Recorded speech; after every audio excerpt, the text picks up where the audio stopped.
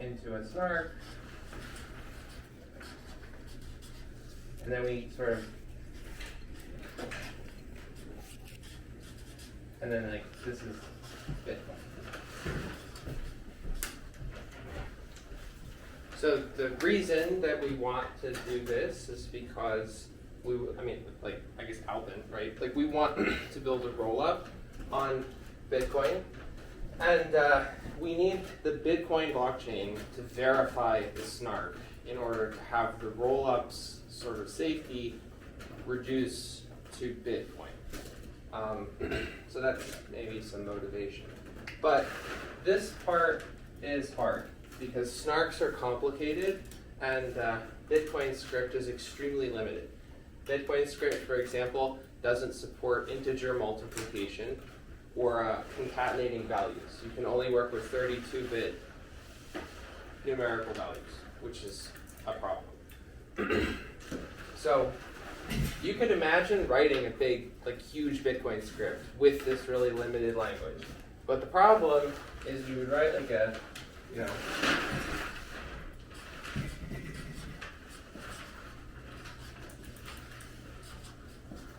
and it'd be like, a bunch of stuff.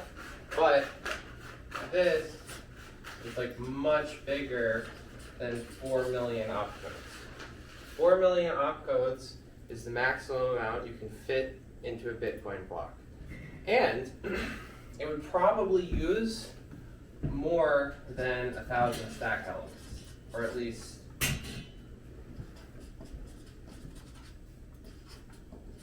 it might. I mean, maybe it wouldn't. Maybe you'd write a smart one and it wouldn't. But if it did, that would also be a problem because the Bitcoin stack is limited in size to 1,000 elements.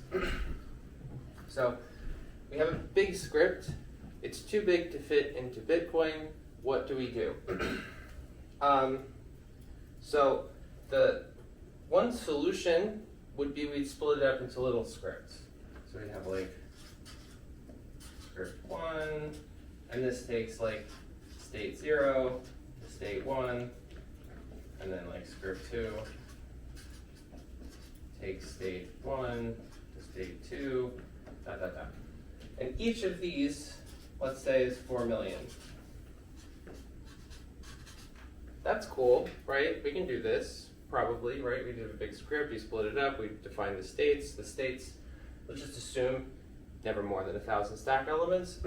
But how do we move the states between the scripts?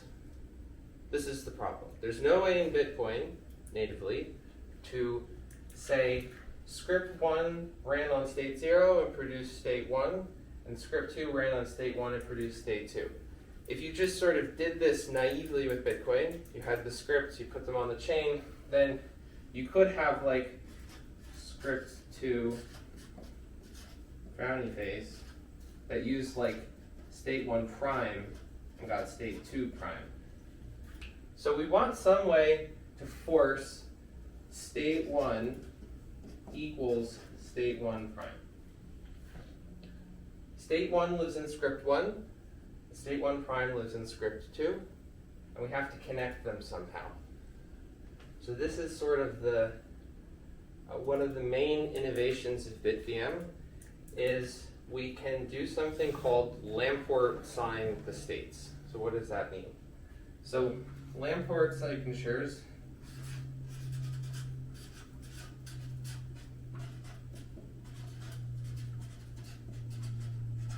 a Lamport signature is a one-time signature scheme. I think it's actually the oldest signature scheme. And for 1 bit, your secret key is 2 pre-images of cryptographically significant size. So these have to be big values so that you can't just guess your secret key. Your public key is the hashes of these values.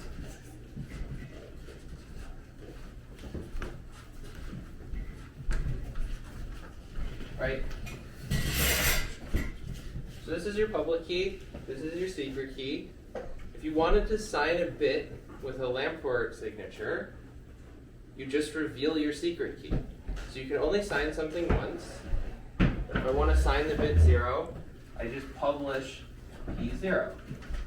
Then to verify, you just check that, or you publish, P0 for private. You check that H0 equals H0 equals hash of P0. So is this making sense to people? Yeah. This is a Lamport signature. The reason we use Lamport signatures is because they're very simple. They're easy to work with in Bitcoin. All you have to do is hash this P0. And do what? Well, to verify, you only have to hash one of them. Right. To construct the secret key, you have to hash both of them. And so this sort of extends in kind of an obvious way to signing large messages. Your private key is then just like this to the n, this is this to the n, and then we can sign messages in the binary strings of length n by just revealing a preimage for each bit in the message. So why is this interesting? Why are we talking about this? Because if I take a message, M, and I Lamport sign M,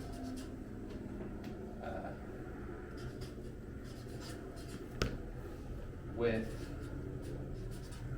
Lamport public key, LP, and then I sign M prime with LP, and M does not equal M prime. So I signed two different messages with the same public key. There's some bit where Mi does not equal M prime I just mean like the ith bit in the message. What does that mean? Well, if I signed both of them, then without loss of generality, I revealed P0 in the signature for Mi, and I reveal P1 in the signature for Mi prime. Right? That's what yes. What is M prime? It's just a different message. Doesn't matter what it is. Well, no, I mean, what we're trying to do is force the prover to use the same S1 here and the same in S1 prime here. Okay. So think of M as S1 Okay. and M prime as S1 prime. Okay. Got it. So we're going to sign S1 or M with LP in this script, or I should say we verify a signature over S1 for a given public key. And we verify a signature for S1 prime with the same public key in this script. So in the bad path, the prover has used the different S1 and S1 prime. So M1 or M and M prime are different, which means that they differ on a bit. Because they differ on a bit, the prover has revealed both of the secrets for the bit. And we can measure this. Detect it. Yeah. So we have like a slashing condition. If verifier knows both P0I and P1I. So, I mean, there's like a lot of details that I'm glossing over, but this is kind of the high-level structure of how Bitvm links scripts together. You script 1, script 2. These states should be the same. We force the prover to provide a signature for both states with the same Lamport public key. If they are different, then from the signatures, we can extract what we call an equivocation. Like you're using one bit here and a different bit here. And from this, we can write a Bitcoin script that detects equivocation, or that I should say, the verifier can present a simple fraud proof of equivocation by just revealing both of these secrets. Now, this does not happen automatically. Like there needs to be an active participant verifying like the Bitvm game. So this would be in contrast to say on Ethereum, where you just have a smart contract that verifies a snark. Here we have this kind of optimistic thing where the prover makes some claims, then the verifier has to challenge the claims if they're wrong. But this, in that context, allows us to share state between Bitcoin scripts. And so, I mean, in my view, that's like That's the heart of it. the main thing for Bitvm. And then all of the different variations of Bitvm are just different riffs on this. So for example, in Bitvm 1, I said here we have this snark script. We split it into a bunch of scripts.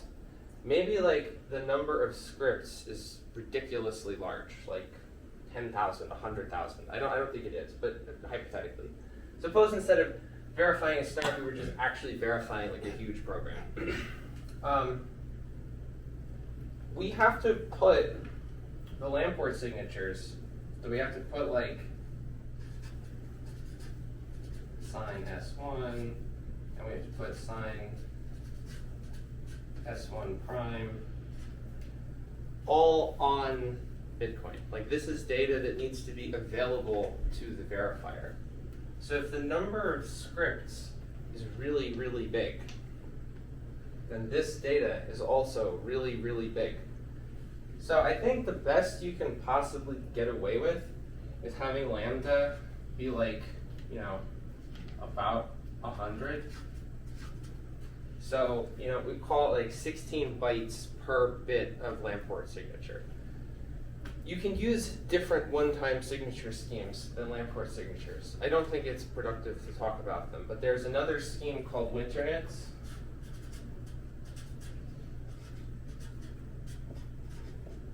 Which is pretty neat if you haven't seen it. It's a fun exercise to read through. Yes? Oh, Liam, question. For if you're splitting up the snark script across like different script instances that you're linking together, does each one is each one a separate block then? So you have like 10 minutes of block time between each state of S to S prime? No.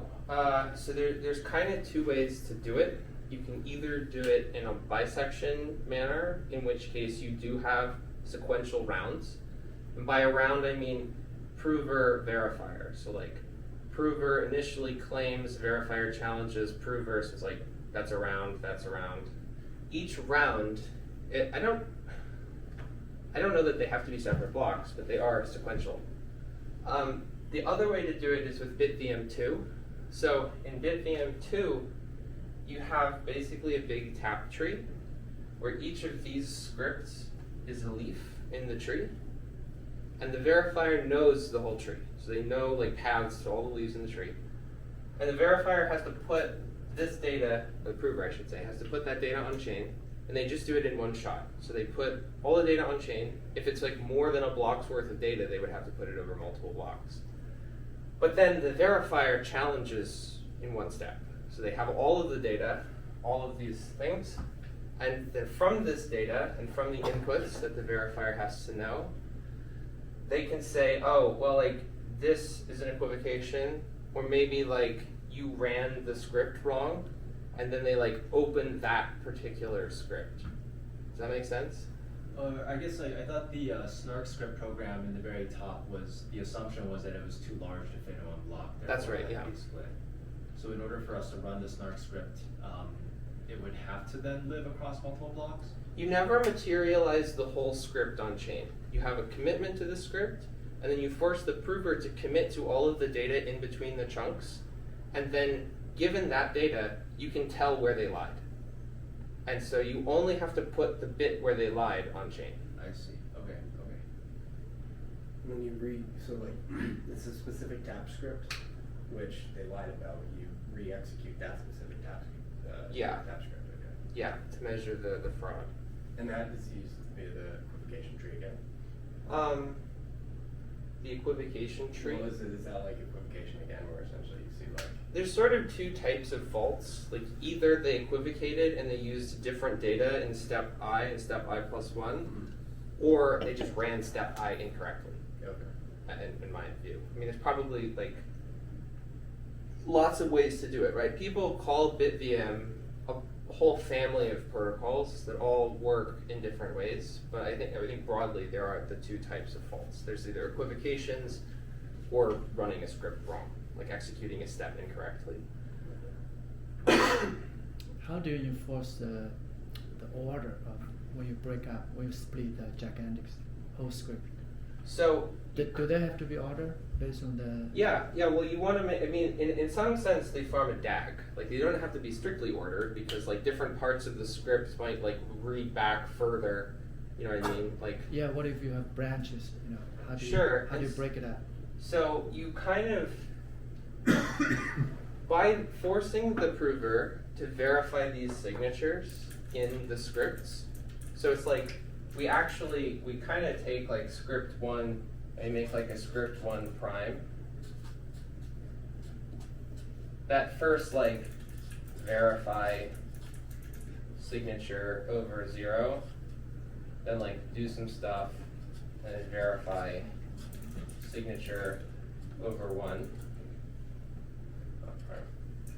So these steps hard code a public key into the script.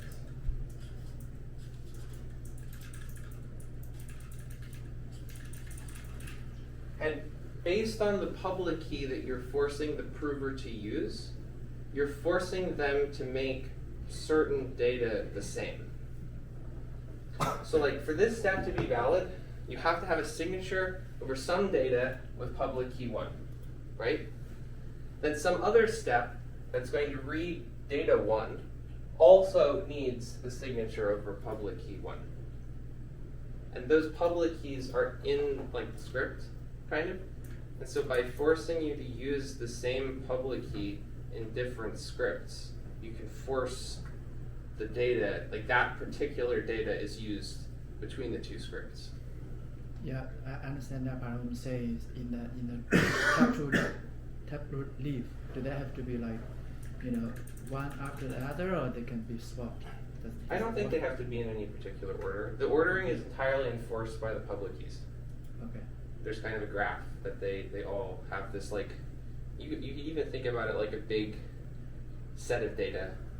They all read different parts of it. That it's like it's all just there, right? It doesn't have to be sequential even. It can be non-deterministic. It's just like all of these different scripts contain constraints and the constraints must be satisfied. There is an advantage to having a kind of computational order to it because you can do this trick where you don't have to share all of the data, you only have to share a hash of the data between scripts. But in order to make that work, the hash has to be like computable, right? Like you can't, I mean, maybe this would be better if I just explained it, but it's a little subtle, so I don't know if people are interested. But there's a trick where you can avoid Lamport signing all of the data you're sharing. You only have to share, or Lamport sign a hash of it. And for that, you kind of want a directed sort of computational graph, where like you take some inputs and actually produce an output. If you don't produce the output, then the prover could like just give you a hash, and the verifier can't like prove the hash is wrong. You need some way to like, because if they don't know a pre-image, then they couldn't like open it to the wrong data.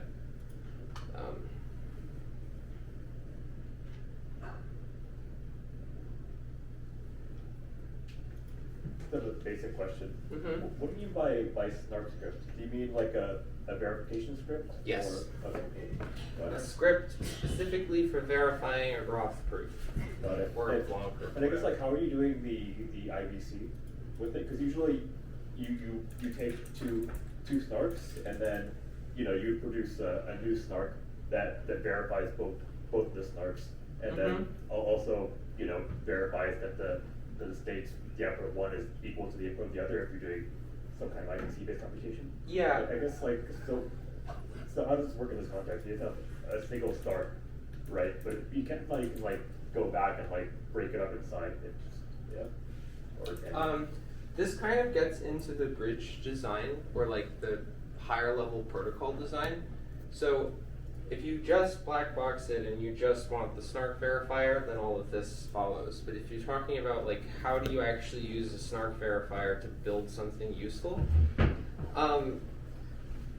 I think like the general form of the answer is you want like public inputs that are shared between different snarks, or you want some like commitments to state something like this, and then the recursion or IVC can happen entirely at a higher level. You could have like this recursive, you know, ZKVM fry thing that's just going along, and periodically you like compress it into a graph proof.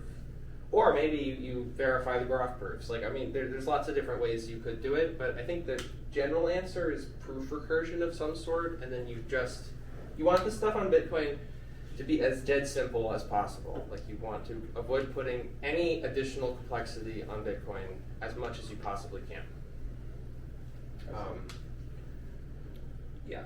How do you split up the snark script? Is it like let's say, I think Zulu did something, I think it's like 7 gigabytes or something. Let's say it's 4 gigabytes, okay?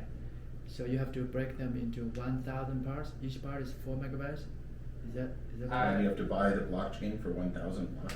Well, you don't put all of them on chain, right? You probably want to split it up actually into like 400 kilobytes.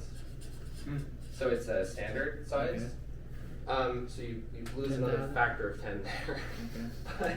But, this is like a really important question because it's not completely obvious how to actually do this.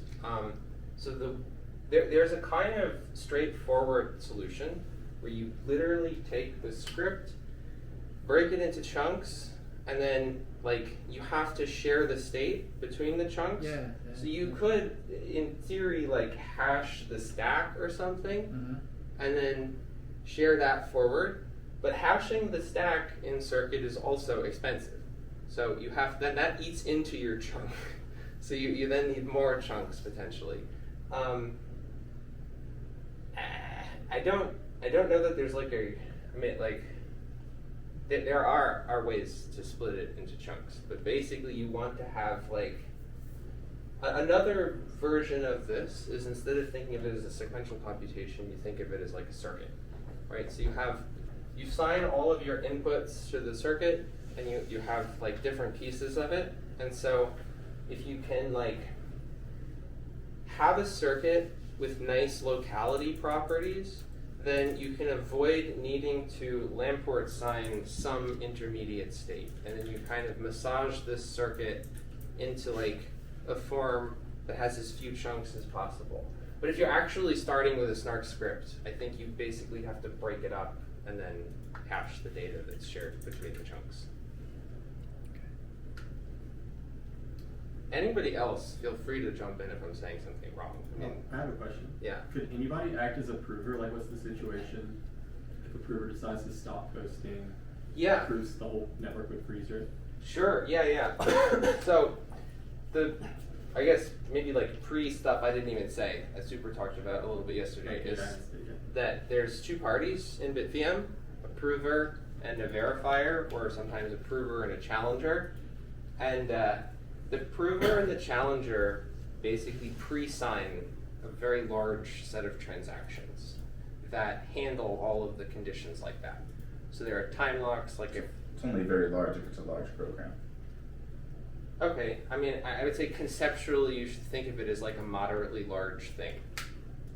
But yeah, sure. In my tic-tac-toe game, they only pre-sign time transactions. It's not much. Tic-tac-toe verification is easier than snark verification. But it's a lot more fun. I don't know about that. I like snark verification. I think it's fun. Yeah, so there's like essentially this big set of pre-signed transactions that handle all of these kind of like deadlock or like abdication conditions. The prover just like disappears. Then you can slash them. But also, I mean, this bleeds into the design of the higher level protocol. So if you're building a bridge for a roll-up or sidechain or something, you probably want more than one challenger. So if there's only one challenger, you could just have them do everything because you're trusting them. So you want like multiple challengers. And so each potential prover has to set up with each like potential challenger. So there's this kind of quadratic thing going on with the setups. I mean, you can imagine the provers and the challengers are all the same people. So it's like literally n choose 2, right, setups or something like that, right? And squared. I guess they're not symmetric. Yeah. So did that answer your question? Yeah, I think so. Okay. The more provers and more verifiers you get, the harder it is to do all the pre-signing. Yeah. But you can. Yeah, you totally can. I mean, like for n like 100, I don't think it's a problem. For n like 1,000,000, I think it would probably be a problem. And one of the advantages of Bitvm 2 over Bitvm is that you can simplify this setup procedure so that rather than in Bitvm having a specific challenger and a specific prover, you can have anyone like initiate a challenge. And this only works because there's like a one-shot thing. The challenger never has to like come back. So you force the prover to basically put all of this data on chain, and then anybody can demonstrate an equivocation because they can just steal the signatures. How do you get paid if you're not part of the, like, if you're a pre-signed transaction deal? I'm actually not 100% sure how that part of it works. Okay. But anybody else does know? I feel like we have 3 out of 4 of the top experts here, so. No, I don't think it's like that. I think the crypto economics of it are complicated, but like in terms of how it actually works on Bitcoin, I'm not certain. Are there any like on-chain mainnet like applications using this construct today? Tic-tac-toe. Not mainnet. You could run tic-tac-toe on mainnet. You just require. I don't know changing what one the flag. state of Citria's stuff is, but it's probably the most like mature of this sort of implementation. They're in testnet. Okay. Yeah. So no. But we could do it today if you want to. Yes. You want to do tic-tac-toe on mainnet? Should I do something more? I haven't made my Moneyed? You want to gamble on tic-tac-toe? Actually, Oh. that's a good idea. Because gambling is a real application. Yeah, you're- And yeah. one question, And but it's this so is much fun. my coin flip game and my lottery game are both on mainnet, and I've done them on mainnet. So Yes. yeah, that I mean, actually we're is. in Las Vegas. Like, it's actually one question about that. Like, Dice. true or what have give you random number, right? But it have a little bit predictability, right? Because the last miner might be able to control the randomness of Yeah, it. how do you get No, these numbers? I don't use That- mining. I don't use. That is a very important How does question. Ethereum do it? I don't think anybody has a really fundamentally satisfying answer to this question. Yeah, I've implemented a cryptographically verifiable random number generator in Bitcoin script. How do you That's what seed I- it? But But the the- input to it determines the output, and if the output size is small, you can't stop people from grinding it. You can actually, How? because you have every contributor to the lottery provides a seed for the random number generator, Well, if it's a fixed set of participants ahead of time, which is a lottery. sure, then that works. Yeah, so that's why I made it. Well, if you want an open-ended thing. Do you know how Ethereum does EC recover? That needs randomness, and like they do it somehow. EC recover?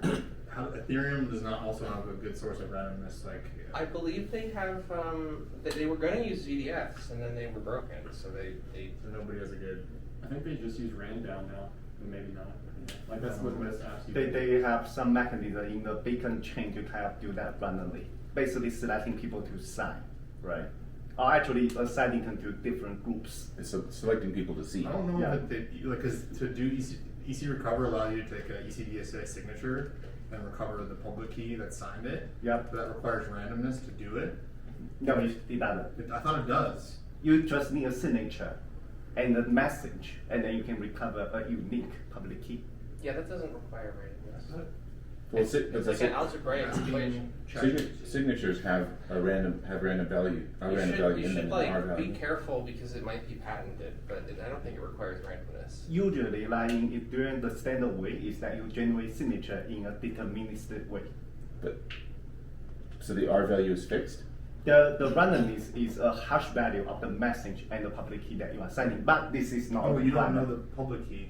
Just a RFC You don't know The public key standard. or the private key. But you don't need to know that, like, basically that doesn't need to follow this format in order for you to recover the public key. To recover the public key, all you need is a signature and the message that you Yeah, believe it is. but in order to create the signature, you need, well, like, apparently you can use a hash, but then, the way I always do it is with randomness. Oh, actually, let me correct that. Like the randomness that is being used when generating that actually involves the secret key, not the public key. The signer when signing.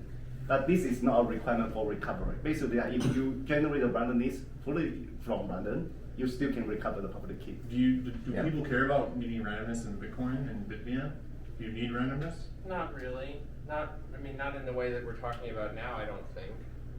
But if you want to do a lottery, you do. Yeah.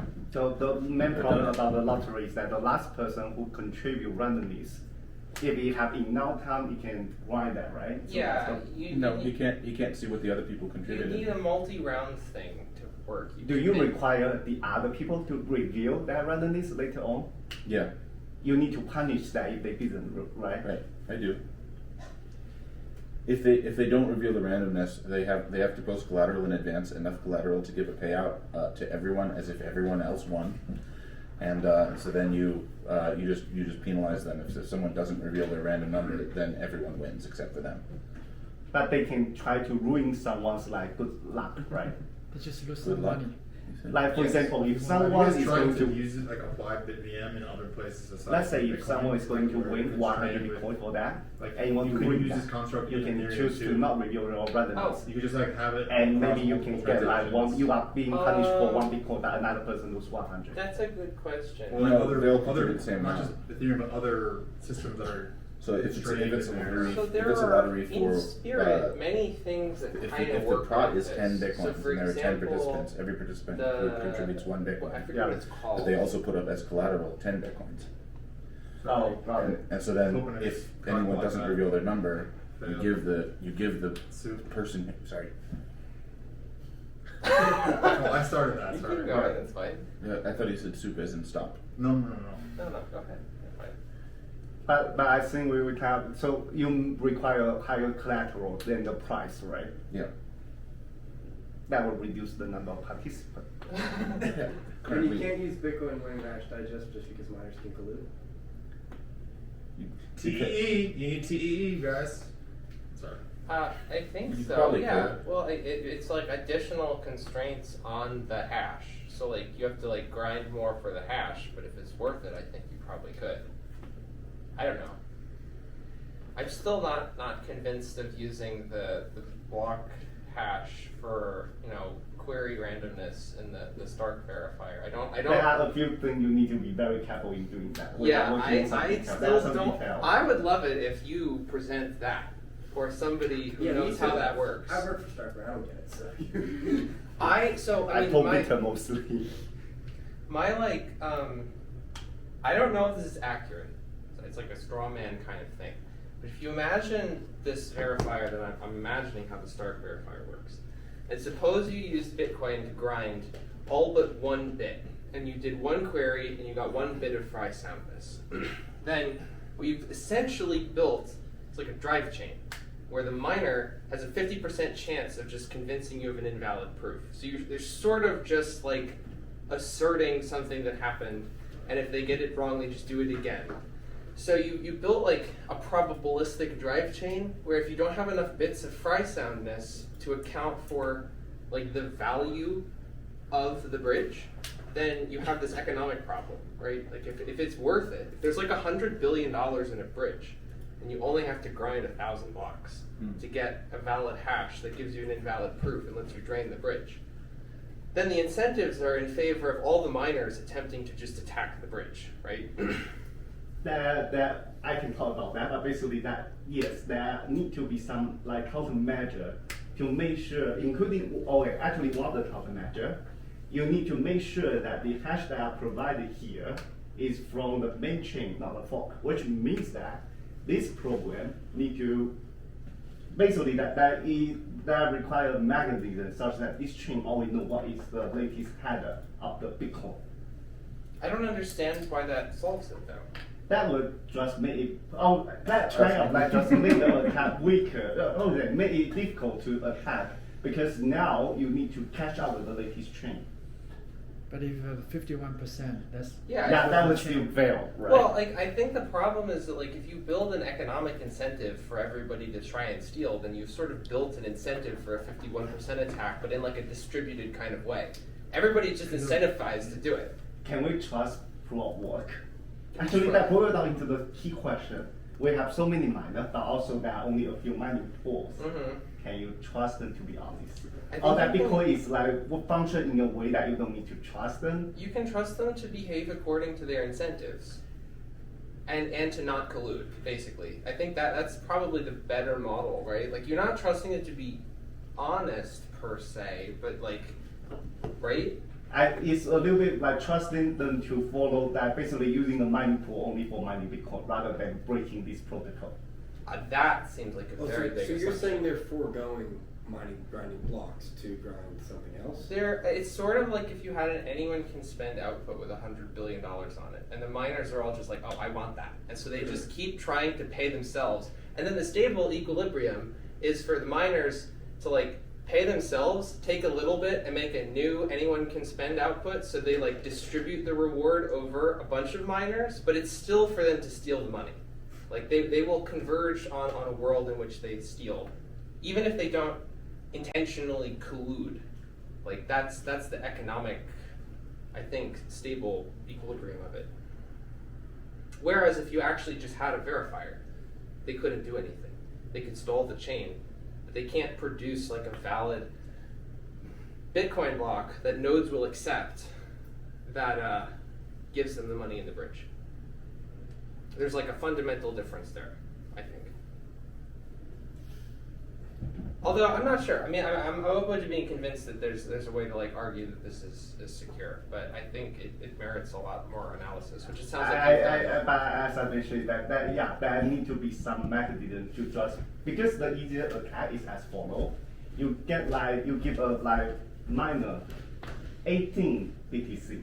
That would be fair because 6 blocks, all the reward you can get is actually every block is good, right? Mm-hmm. So you can pay for all the block reward in the next 6 blocks and ask that mining pool to just work for you to attack the protocol. Right. Yeah. Mm-hmm. And that is the simplest attack. Is that like you can hire a pool?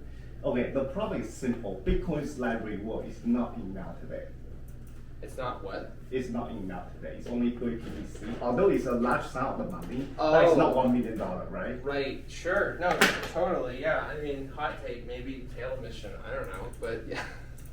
There have been discussion in the Bitcoin community that like one day the block reward will be not enough for economic security.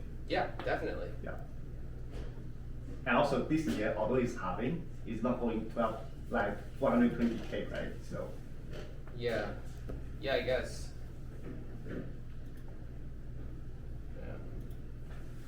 I don't know. This is why I want mull and back, because then you can do a snark verifier that doesn't have complicated assumptions like this. Right? I think it would be simpler, right?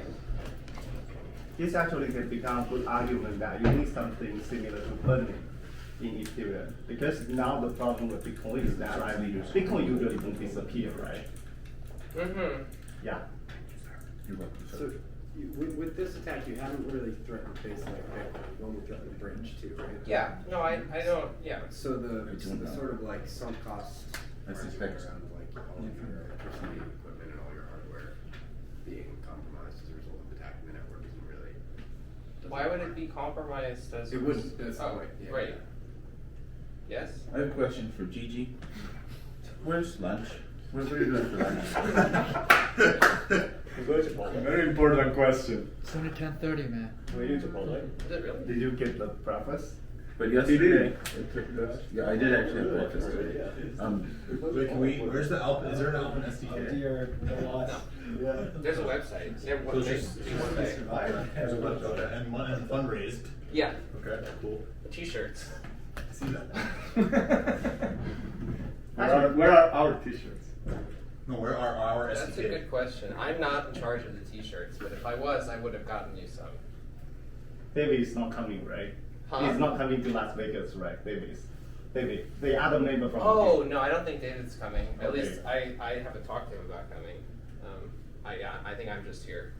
Okay, one question I have with this design, because I feel that you might be able to simplify it as follows. In Snark, there are different ways to model a Snark-proof system, right? And one way to do that is that you say that the prover and that the verifier is doing all the boring thing, like basically that you send a message to the verifier say you run the number and do nothing else for the first k-1 round. Mm-hmm.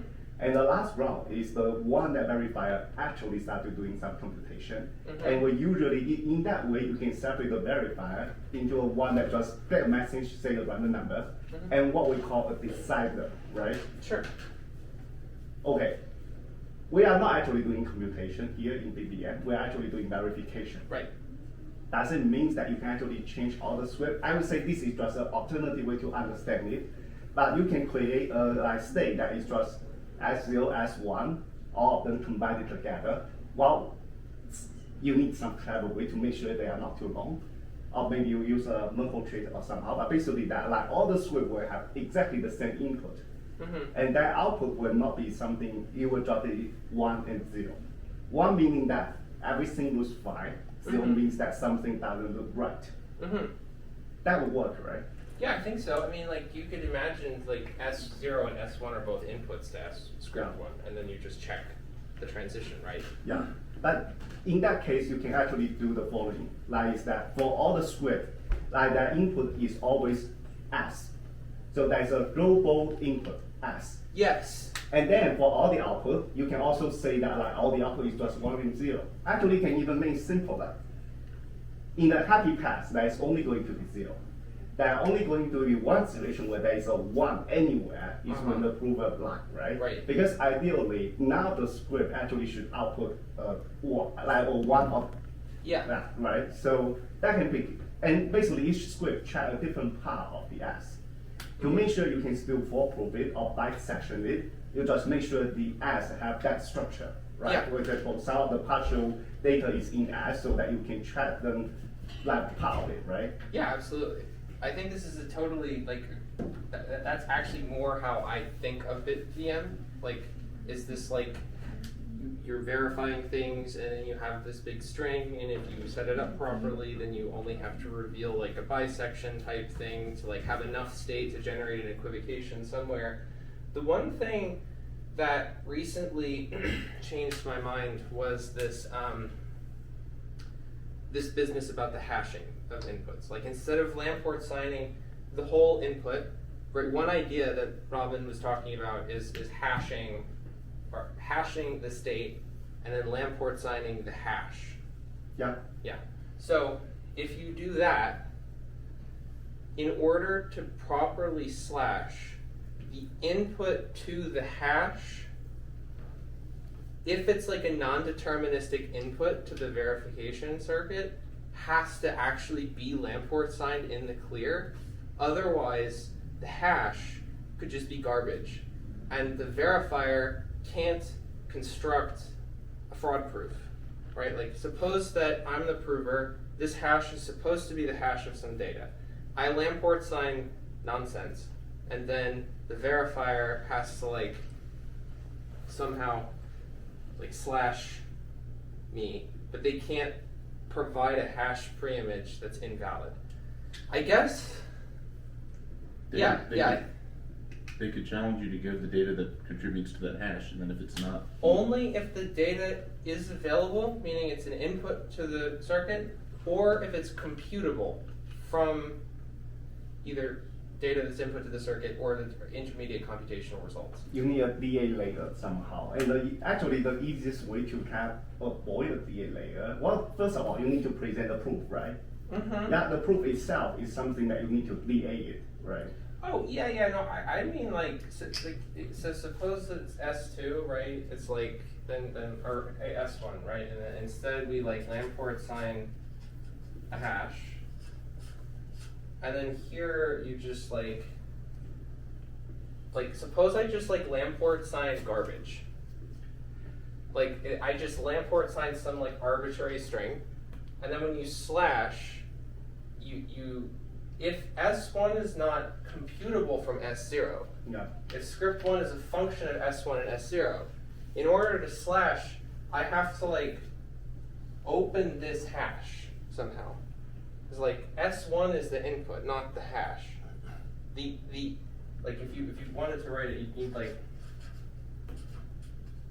would be like,